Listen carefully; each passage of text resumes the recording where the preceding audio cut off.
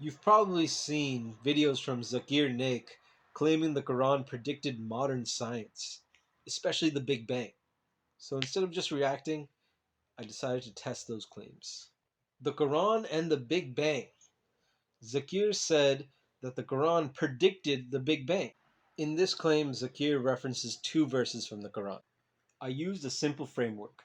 Look at the Arabic, compare it to real science, and see if it actually holds up. The first half of the claim comes from the Quran, chapter 21, verse 30, saying that it predicts the Big Bang because the heavens and the earth were once joined and then separated.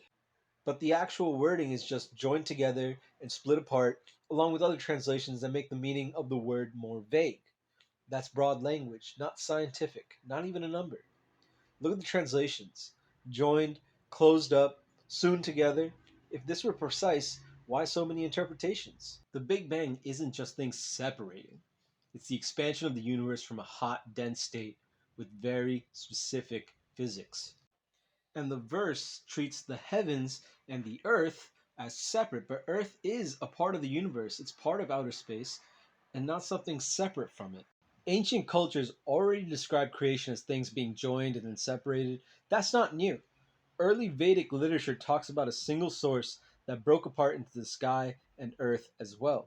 Also, the Sumerians and the Babylonians from Mesopotamia had vivid myths of a primordial chaos. Chapter 21, verse 30 fails the language precision test. Now, the second half of the claim.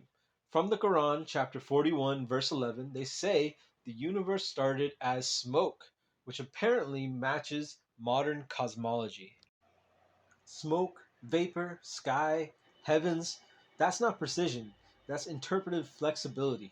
Today, the scientists they tell us that the celestial matter initially it was in the state of smoke. Modern science does not describe the early universe as smoke. It was a hot plasma state, not even a visible cloud. And the verse even describes the sky and earth responding. This is narrative language, not a scientific description of anything. And like the previous verse, ancient people already described the beginning of the world as mist, smoke, or chaos. This isn't unique. This verse fails the scientific specificity test.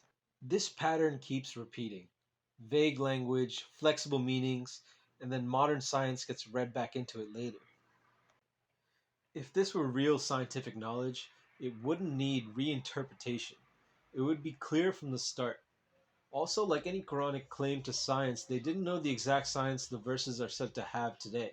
Someone else hundreds of years later made the discovery, not Muslims, when they supposedly had it in their Quran in their time too. Zakir Naik is formally trained in medicine, so it comes to mind, is he lying to the Muslim people, or does he actually believe this stuff?